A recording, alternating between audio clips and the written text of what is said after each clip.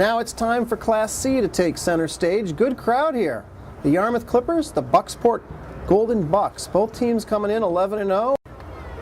Cummings takes the snap, under pressure, and the kick is blocked. Shields Oval blocks the kick. It's rolling free at the 25, and Yarmouth is going to take over at the Bucksport 25. The sophomore, Nathaniel Shields Oval, breaks through, blocks the kick, and the Clippers are in business. For first blood here, Brady Newyar, the sophomore, he's been starting since the first game his freshman year. He's going to pitch it outside for Overhog. He's got room. 20, 15, 10, turns the corner. Foot race to the end zone, and he's in. And just like that, the Clippers have the lead. Cummings in the shotgun. He's going to keep it, running to his right. Turns the corner, a great block. And he's across the 15 to about the 17-18. A pretty good start here on this series. Takes the snap. He looks to his left. He throws a slant, and it's complete at the 25-30, up to the 32-yard line. Again in the shotgun, a low snap, and the ball's loose, and Yarmouth has it. Cummings couldn't pick it up, and the Clippers fall on the football at the 27. A disastrous start here for Bucksport. That play was recovered. Ben Weinrich was right there in the middle of it. It's just the third offensive play for the Clippers. 2nd and 3. The ball 20. It's Overhog again. Again, he's free. 15, 10, 5. No one there up the middle. Anders Overhog into the end zone again. A 20-yard touchdown run, and Yarmouth leads 12-0. We're only 3 minutes 12 seconds into this game. Cummings this time under center, and they will run it on first down. It's Smith, and this time he has some running room, and he bangs off several tacklers, still going all the way up to the 38-yard line, a pickup of 14 yards. This time he does get the kickoff barely. It's a short kick. Irving's going to take it at the 29. He's got plenty of running room. 35, 40, cuts back, 45, midfield, still on his feet, down the right sideline, finally knocked out of bounds, but not till he gets to the 43. Newyar under center, and he's going to keep it, running to his left. He's got running room. 35, cuts back, and he pushes his way forward to about the 30. That's going to be good for a first down. 4th and goal for the Clippers. The ball at the 2-yard line. Overhog in motion. Newyar's going to keep it, rolling to the left. He's going to step up and throw the football, and it's caught in the end zone, diving for a touchdown. The Clippers now lead at 20-0. Cummings in the shotgun. First penalty of the game. He swings it out to the left, and breaking a tackle, getting down to about the 25-yard line on that reception was Jacob Stewart. First time we've called the senior's name. Clippers have been very effective in the red zone, especially last week in the regional final, but this is a difficult chore here. And it's going to be Smith, lowers his head, drags a tackler into the end zone for a touchdown, and Bucksport is on the board. Gray will kick off for Bucksport. 3 players back deep for the Clippers. Ball comes down, bouncing, and Overhog's finally going to pick it up at the 8. He's up to the 15, to the 20. He has room, a big hole to the 30, the 40. He cuts back, and he's going to go. Midfield, 40, 30, 20. You can forget about it. A 92-yard kickoff return for Anders Overhog. Talk about deja vu here, Coach. Same thing we saw in the Class A game. As soon as Bucksport gets to 21-7, Yarmouth star player takes it to the house on the kickoff, and the lead is back up to 20.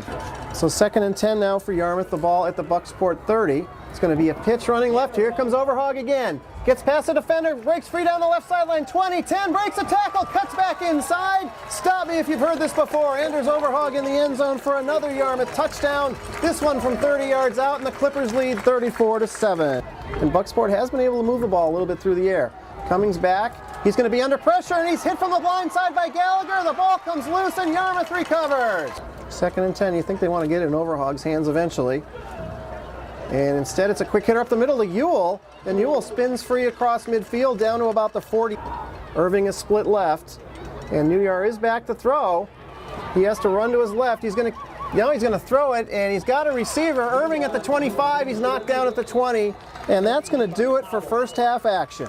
At the half, Yarmouth 34, Bucksport 7. 1st and 10, the ball at the 46. And Newyar will throw as soon as I said he would, and he does. A quick slant to Shields Oval, and Shields Oval is going to be dragged down at the 20. A nice open field tackle there by Gagan. Otherwise, Shields Oval was going to take it to the house. First half heading into the second, so we weren't the only ones on that. 4th down carry. It's Overhog. He has some room on the left side, and he stays on his feet. They tried to knock him out of bounds, but he stayed in bounds, and he's going to get the first down with that second effort. The Clippers move the chain.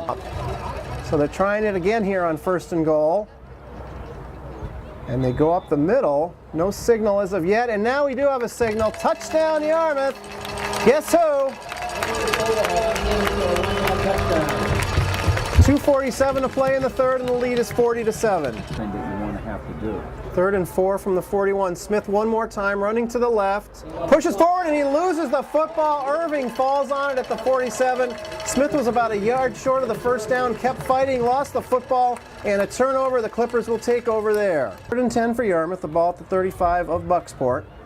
All the starters still in for the Clippers. Newyar rolling to his left, and he's going to keep it. 35-30, 25, gets a block, falls forward, down to about the 19-yard line, a gain of 15 yards, and Yarmouth will get a new set of downs. They spot it at the 25, and it's going to be a sweep to the right by Ewell. 25-20, gets a block, 15, brought down inside the... And it's going to be a pitch to Smith, and he's met in the backfield and brought down for a loss. A great play by Dennis Irving, penetrated, 2-yard loss, and he blew that play up from the get-go. I have a feeling Coach Hartman might be willing to overlook that in this game. Oh, I think so. 3rd down play to Smith, big hole left side, 35-40, ankle tackled at the 43, but he picks up 13, good for a first down. But most sports writers are failed athletes, that's all I know.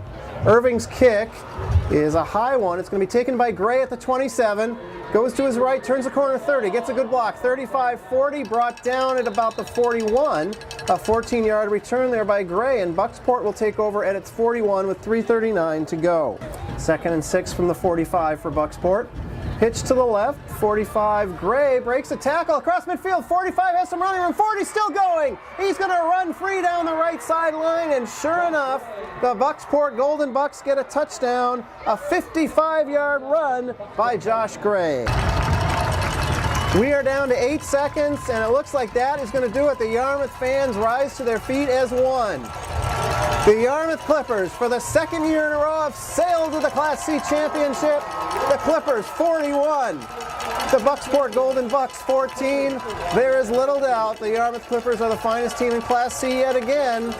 And Bucksport came south with a lot of expectations, a lot of hope, but today, Coach, it was Yarmouth one more time. Too much firepower, too much balance offensively for the Bucks to counter with. Certainly this contest was over early. Again, that defense, Michael, the offense, yeah, you can see all the stats. That defense really balled up a power run game from the very get-go. Now we'll have Coach Jim Hartman come forward along with the captains from Yarmouth High School. And on behalf of the Maine Principal Association, congratulations to the Yarmouth High School Clippers, winners of the gold ball as the 2011 Maine Class C state champion.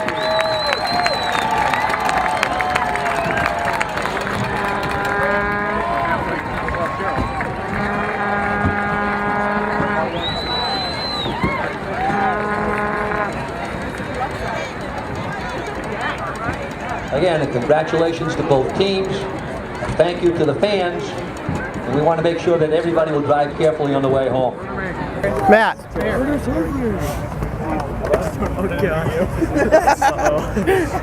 How are you? Michael Hoffer, forecaster. How are you? Good, how are you? You were a big part of this today. Did you expect to have so many carries? No, I mean, I know all the players are keen on Anders and Caleb, of course, so I was expecting some running, but no, it was good. We played hard, and It seemed like whoever got the ball, you got a lot of holes. Your line was terrific as always. oh yeah, the line's incredible. You know, we've got Tommy Lord, Keith. You know, everybody's doing their thing. You know, we wanted this. Well, you know, people were really talking up Bucksport, thinking this was going to be a close game. What were you expecting coming in? No, I was definitely expecting a close game. You know, but we were all pumped up. We were ready to go. Yeah. Talk about Anders. He's amazing, huh? Did a little of everything today, 6 touchdowns. Oh yeah, Anders is incredible. He's a great leader. He's an inspiration to us all. Yep. Yeah. You're an underclassman. You get a chance to come back and do this again. This never gets old, right? No, I can't wait till next season. Yeah, you guys should still be very strong, I would think, huh? Yeah, I hope so. Yeah, good. Great job today. Good luck to you. Thanks. Thank you. So hard for these last 2 years, and all the guys, everyone's so excited, all the coaches, some of the best, they're the best coaches I've ever met in any sport I've ever played. They deserve it, our team deserves it. I really hope that they just keep winning for the rest of the years that I'm not here and just keep the tradition going. You go out, you block the punt, and then you recovered the fumble that set it up. I mean, 14-0, like 4 minutes into the game. I don't think you could have envisioned a better start.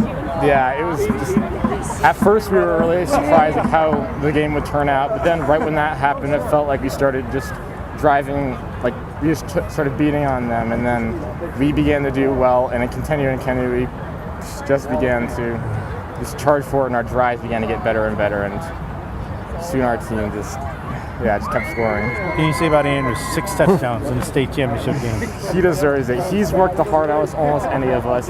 He is just one of the greatest team members I'll ever get to know, and I'm happy he gets to end this way, but I'm sad that I'll just lose him. But I'll always remember this team as the end of Yarmouth, my career in Yarmouth football. You know, they got a pretty good running game. They got a pretty good offense. What did you guys do defensively to stop them today? We tried to fill the holes and get in as quickly as possible on the line, and after we opened gaps and filled holes, we created room for the backers to go and make tackles and such. And we made good pass rushing, so the D-backs could get interceptions and try to stop them in the receiving end of the field. All right, Ben, thanks very much, buddy. You're welcome. What does this win mean? You guys won it last year. It was kind of a nice story last year. Now you guys are kind of the bully on the block. So how does this compare to last year? What does it mean? It's just, we were doing it again, so we weren't as scared, we weren't as surprised, we were used to it. But when we came in, it was just really exciting. We want to try to do it again. We tried to make it feel like it was last year, except without all the stress, all the fear, all the pressure. Try to make it just more hope and keep calm, keep your composure to get through the game. And just, it turned out great. It turned out better than last year. I mean, you've been with the program since before it was a championship program. How have you been this successful this quickly? I'm just going to rely on the coaches. I've been to other camps, I've been on other teams through my whole career in football, and they don't compare to them. All the stuff that they teach us, I've already known from these coaches. Without them, we wouldn't get anywhere. All the work they do. We do conditioning in the summer, we do workout after the season between then and now, and we just practice so hard and so well, and all of what they say just keeps us going and helps us reach our victories. Do you have any plans for next year? Not sure yet. You want to play at the next level? Yeah, I've been looking at some schools, but there's a lot of choices for me, both non-football and football. But I hope I can go play if I want to. But if not, I want Yarmouth to remain my last team and my last memory. Yeah, it's a pretty good memory, huh? Congratulations. Thank you so much.